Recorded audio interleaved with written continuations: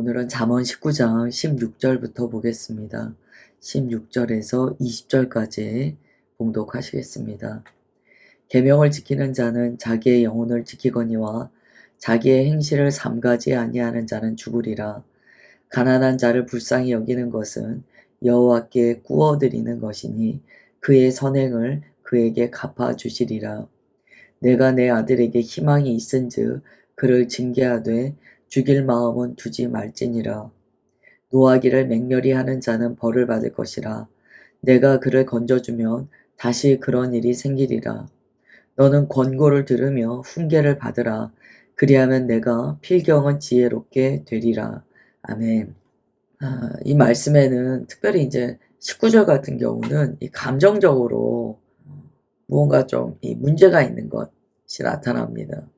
우리가 삶을 살아갈 때요, 많은 경우는 이 감정의 지배를 받습니다. 우리가 이제 이성적으로, 이성에 의지해서 살아가는 것 같지만 상당히 많은 부분 우리의 감정에 따라 우리의 삶의 태도나 여러 가지 나타나는 것이 결정이 됩니다. 극단적으로 좀 이야기해 보자면 자기 기분 따라 사는 세상이에요. 그래서 세상에 벌어지는 어떤 범죄의 내용을 보면 거의 감정에 치우쳐서 일어나는 범죄가 대부분입니다. 이러한 상황에서 지혜로운 하나님의 사람은 어떻게 살아야 되는가 라는 것을 오늘 말씀에서 가르쳐 주세요. 먼저 16절에는요. 계명을 지키는 자는 자기의 영혼을 지킨다 라고 이야기합니다. 계명을 지키지 않고 자기의 행실을 삼가지 않는 자는 죽는다는 거예요. 계명을 지키는 것과 행실을 삼가지 아니하는 것이 서로 대조되는 거죠. 16절부터 20절까지의 내용에 깔려있는 그 원인을 찾는다면 사실은 감정입니다. 자기 감정에 따라 살다 보면 계명 지키기가 힘들다는 거예요. 자신의 행실을 삼가할 수가 없다는 거죠. 여기에서 계명을 지킨다는 것은 그냥 도덕적으로 어떤 행위적인 모습을 나타낸다 라는 것만 의미하지 않아요. 여기에서는 계명을 지키는 것 자체가 우리의 영혼을 건강하게 한다, 지킨다 라고 가르쳐줘요. 즉 자신의 생명을 보존하는 일이라는 거예요. 계명을 지킬 수도 있고 지키지 않을 수도 있지 않습니까? 어떻게 다 지키고 삽니까? 라고 생각할 수 있는데 그렇지가 않다는 거예요. 우리가 계명을 지키는 삶은요, 하나님만을 나의 주권자라고 인정하는 믿음이 들어있기 때문에 그 순종의 삶은 반드시 자기 생명을 보존한다는 거죠. 결국 누구의 주권 아래 사는가가 이 계명을 어떻게 대하는가를 통하여 나타난다는 거예요. 그렇다면 왜 자기 행실을 삼가지 않게 됩니까? 자신의 삶의 주인이 나이기 때문이에요. 하나님이 아니시라는 거예요. 그래서 자신의 감정과 자신의 생각대로 마구 살아나가게 됩니다. 그럴 경우에는 죽는다라고 말씀하세요. 계명 좀 안 지킬 수도 있지 왜 죽는다고까지 말씀하세요. 왜냐하면 그것이 하나님을 나의 하나님이라고 인정하지 않는 삶이기 때문이에요. 그래서 16절은 계명을 지켜라 라는 것보다도 계명을 지키지 않는 것의 동기가 무엇인지 살피게 합니다. 그리고 결국 하나님 없음으로 말미암아 계명을 지키지 않는 자의 죽음에 대해서 가르쳐 주세요. 하나를 보면 열을 알아 그런 이야기도 하잖아요. 16절은 다소 그런 뉘앙스를 갖습니다. 계명을 대하는 태도를 보면 그가 정말 하나님의 자녀인지 아닌지가 드러나라는 거죠. 그 다음에 17절은요. 가난한 자를 불쌍히 여기면 하나님께 우리가 꾸어드리는 행위다 라고까지 이야기합니다. 하나님은 자비 하나님이시거든요. 연약한 자를 불쌍히 여기시는 하나님이세요. 그 연약한 자에게 우리가 도움을 주고 선행을 베풀 때 하나님께서 그것을 내게 한 것처럼 하나님께 우리가 베푼 것처럼 인정하신다는 거예요. 그리고 그것을 하나님께서 갚아주신다는 거예요. 하나님께서는 피조물에 대해서 우리가 알 수 없는 이 절대적인 책임감을 갖고 계십니다. 물론 사랑이기도 하지만 절대적인 책임감으로 말미암아 예수님께서 이 땅에 오신 거예요. 그게 하나님의 성품이세요. 그게 삼위일체 하나님의 성품이세요. 이 피조 세계를 향한 절대적인 책임감과 긍휼한 마음이 주님께 있으시다는 거예요. 그 가난한 자, 연약한 자를 향하여 하나님의 그 긍휼하심은요, 창조주 하나님으로서의 긍휼입니다. 그런 사람을 우리가 섬긴다면 하나님께서 그것은 내게 한 것이야 라고 받으신다는 거예요. 이게 놀라운 이야기예요. 정말 우리가 수없이 많은 예수님을 지나가고 있다는 거죠. 우리가 만만하게 여기고 지나쳤던 인물들 중에 17절에 적용되는 주님의 긍휼을 입은 사람들이 얼마나 많겠습니까? 이건 100%죠. 주님께서는 우리가 사람을 대하여 보이는 태도를 늘 눈여겨보세요. 그리고 그것으로 하나님께 대한 것으로 주님께서 받으신다는 거예요. 참 놀라우면서도 우리를 근신하게 하시는 그런 말씀입니다. 18절 내가 내 아들에게 희망이 있은즉 그를 징계하되 죽일 마음은 두지 말지니라. 이 이야기는요 이런 의미예요. 그래도 자식이 소망이 있을 때 희망이 있을 때 제때제때 징계하고 훈계하라는 거예요. 그러나 자식을 미워해서 징계하지는 말라는 거예요. 두 가지죠. 자식에 대한 훈계는 반드시 사랑을 기반으로 해야 된다는 것과 자식에 대한 훈계를 게을리하지 말라라는 말씀이 담겨 있습니다.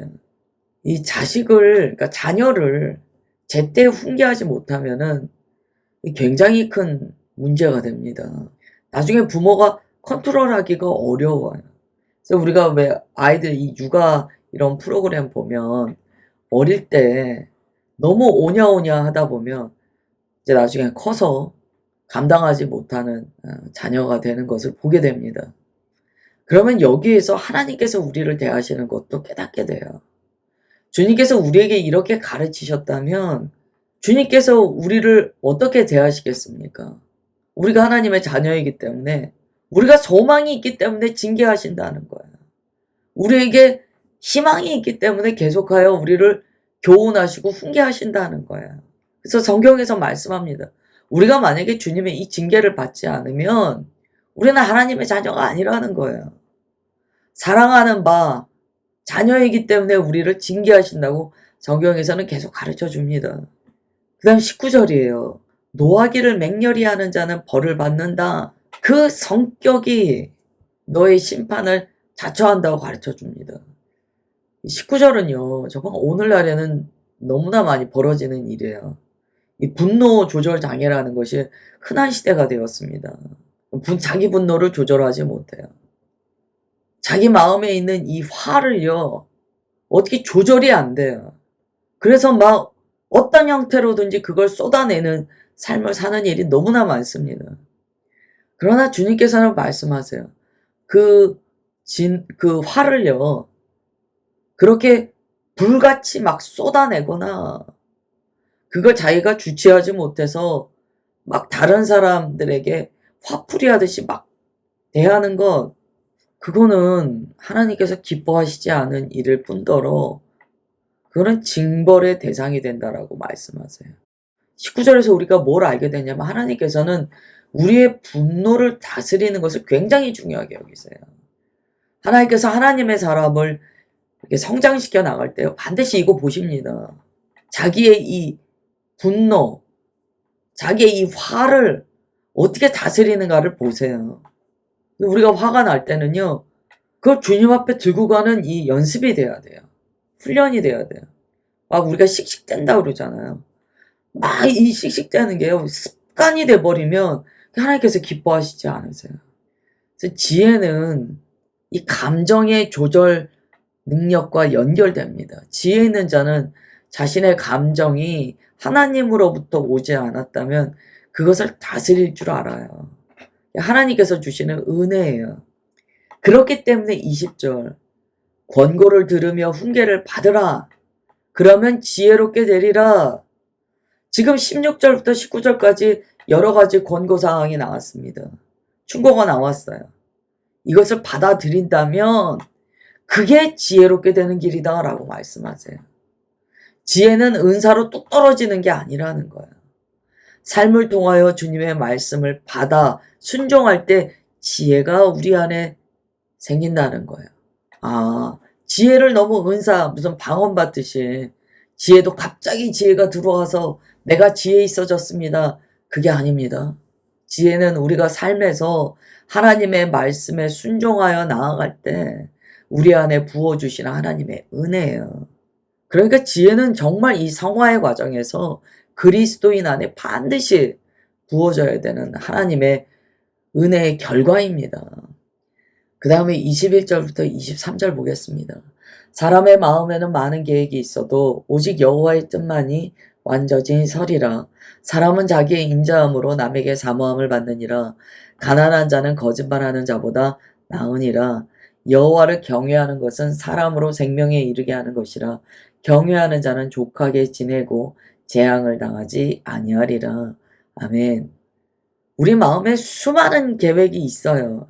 이건 21절은요, 우리 마음에 얼마나 많은 자기 생각으로 가득 차 있는지 가르쳐 주시는 거야. 우리 마음엔 별의별 우리의 계획이 다 있어요. 이렇게 해야지, 저렇게 해야지. 자기 마음에 계획이 다 꽉 들어차 있다는 거야. 그러나 딱 결론으로 주시는 게 내가 계획할지라도 성취되는 것은 하나님의 뜻이다. 우리가 아무리 계획한다고 해도 그 계획이 우리의 미래를 결정할 수는 없습니다. 결정권은 주님께 있다는 거야. 그러므로 우리는 계획도 주님의 뜻 앞에 선하게 세워지도록 기도해야 되고요. 그리고 모든 과정 이끄시는 대로 순종해 나아가야 합니다. 결국 주님께서는 주께서 이루시고자 하는 것을 우리를 통하여 이루신다는 거예요. 성취하는 여호와이시다라는 것을 가르쳐 줍니다. 이렇게 본다면 너무나 많은 계획을 세우고 완벽하게 그것을 수행하기 위해서 집착하는 것, 여기에 좀 맹점이 있다는 것을 깨닫게 됩니다. 그리스도인은 항상 좀 이런 마음이 들어요. 우리가 막 무언가 열심히 해나갈 때 항상 여백이 있어야 돼요. 주님, 저의 이 열심이 혹여 제 생각으로 하는 열심 아닙니까? 그렇다면 주님, 제게 말씀하여 주옵소서. 그 여백이 있어야 돼요. 그 여백이 있을 때 우리가 주님의 음성을 듣고 수정할 수 있습니다. 너무 내 생각에 매몰되면 주님의 음성이 들리는 여백이 없어요. 제가 묵상하다 보니까 우리가 소리는요, 이렇게 공명이 있잖아요. 하나님의 그 공명이 우리 가운데 있기 위해서는 정말 마음에 여백이 있어야겠다라는 생각이 들어요. 다른 표현으로는 여유죠, 여유. 그 여유가 있을 때 우리가 주님께서 주시는 그 이끄심을 경험하게 됩니다. 오늘 좀 마음에 여유를 가지셨으면 좋겠어요. 그 여백을 가지셨으면 좋겠어요. 주께서 나를 통하여 일하신다 라는 그 믿음의 그 공간을 좀 확보하시고, 그리고 주님께 여쭙고 인도하심을 받는 저와 여러분 되시길 주 예수님의 이름으로 축원합니다. 22절이에요. 사람은 자기의 인자함으로 남에게 사모함을 받느니라. 가난한 자는 거짓말하는 자보다 나으니라. 여기에서의 인자함은요, 충성, 성실, 신실, 이런 복합적인 의미를 갖습니다. 덕스러움이라고 표현해도 좋을 것 같아요. 사람 안에 이런 인자함과 덕스러움이 있으면, 인격적인 훌륭함이 있으면 어떻게 됩니까? 다른 사람에게 사모함을 받게 되죠. 당연하죠. 가난한 자는 거짓말하는 자보다 나으니라. 이 뜻은요, 이런 의미예요. 세번역으로 보시면 이렇게 돼 있어요. 거짓말쟁이가 되느니 차라리 가난뱅이가 되는 것이 낫다라고 이야기합니다. 그러면 앞에 얘기한 사람의 이 인자함과 뒤에 나오는 거짓말하는 것이 대조되어 나타났다는 거야. 이 덕스러움과 반대되는 게 이 거짓말하는 거예요. 어떤 사람이 덕스럽지 못합니까? 거짓말하는 자라는 거예요. 거짓말하는 자는 절대 덕스러울 수 없다는 거예요. 그래서 이렇게 말씀하는 거예요. 정직한 가난이 낫지 거짓된 분은 안 돼 라고 가르쳐 주시는 거예요. 계속 반복되는 잠언의 하나님의 그 말씀이에요. 이 내용은 계속 여러 번 나왔어요. 23절, 여호와를 경외하는 것은 사람으로 생명에 이르게 하는 것이라. 경외하는 자는 족하게 지내고 재앙을 당하지 아니하느니라. 여호와를 경외하는 삶, 하나님을 내가 두려워하고 또한 주님을 깊이 사랑하며 주님의 말씀을 따르고 주님을 존중하며 살아가는 그 삶, 그 삶은요 생명으로 나아간다는 거예요. 하나님의 통치 아래에 있기 때문에 하나님의 백성으로 자녀로서 생명으로 나아가게 된다는 거예요. 그 안에는 만족이 있습니다. 평안이 있어요. 이런 경우에는 하나님께서 그의 삶도 지켜주신다라고 말씀합니다. 23절은 간단하게 말씀드리면 하나님을 경외하는 삶을 살라예요. 그것이 너의 생명이다. 지금까지 우리가 나눈 내용은요. 하나님을 향한 우리의 마음은 전부 다 겉으로 드러난다는 거예요. 계명을 대하는 태도, 우리의 어떤 삶에서 덕스러운 태도, 이러한 것들을 통하여 하나님을 향한 마음이 다 드러난다는 거예요. 성실한가 정직한가 다 이게 하나님을 대하는 태도라는 거예요. 이거는 사람을 대하는 태도라고만 생각해서는 안 된다는 거예요. 내가 사람을 대하여 부덕하게 행하고 내가 사람에게 화내고 내가 사람에게 거짓말 잘하고 사람에게 인격적으로 좋지 않게 대하는 그런 모습이 있을 때 그거는 그냥 내 삶 하나에 영향을 끼치는 문제가 아니고 하나님께서는 우리의 삶의 모든 그러한 삶의 모습들을 보시면서 하나님을 대하는 것으로 보신다는 거예요. 그게 지금 우리 23절까지 읽은 그 내용의 가장 중심된 기둥입니다. 그러므로 우리는 우리의 삶에 있어서 정말 내가 사람을 대한다 라고만 국한하여서 살면 안 됩니다. 하나님을 대하는 삶이다 라는 것을 늘 알고 그렇게 살아내야 돼요. 결국 코람데오는 하나님 앞에서의 삶인데요. 코람데오는 사람들을 대하고 나의 삶의 아주 크고 작은 여러 가지 부분을 통하여 진짜 코람데오인가 아닌가가 드러난다 라는 결론을 우리가 얻을 수 있어요. 24절부터 26절입니다. 게으른 자는 자기 손을 그릇에 넣고서도 입으로 올리기를 괴로워한다. 거만한 자를 때리라. 그리하면 어리석은 자도 지혜를 얻으리라. 명철한 자를 견책하라. 그리하면 그가 지식을 얻으리라. 아비를 구박하고 어미를 쫓아내는 자는 부끄러움을 끼치며 능욕을 부르는 자식이니라. 아멘. 이게 말도 안 되는 게으른 모습이 나와요. 게으른 자는요. 손을 그릇에 넣고서도 그 음식을 집어서 자기 입에 넣는 것도 힘들어한대요. 그래서 게으름은요. 이 24절의 말씀에 따른다면 게으름은 정말 질병입니다. 저주입니다. 게으른 사람은 나중에는 알아요. 내가 이렇게 해야 되는 걸 알아요. 그런데 게으름 때문에 자기의 삶을 망쳐버린다는 거예요. 이 게으름은 질병이에요. 마음의 병이에요. 이 24절 얼마나 끔찍한 이야기입니까? 이 이야기에는요, 또 이런 의미도 있어요. 기회가 있어요. 하나님께서 주신 자원이 있어요. 게으른 자는요, 아무리 주님께서 은혜와 은사를 주셔도요, 자기를 유익하게 못한다는 거예요. 그 게으름의 문제라는 거예요. 하나님께서 내게 은혜와 은사를 주셔도요, 정말 이 어둠의 문제거든요, 게으름. 그러니까 그걸 하나님 앞에 온전히 사용하지 못해요. 여기에 부합되는 인물이 누구입니까?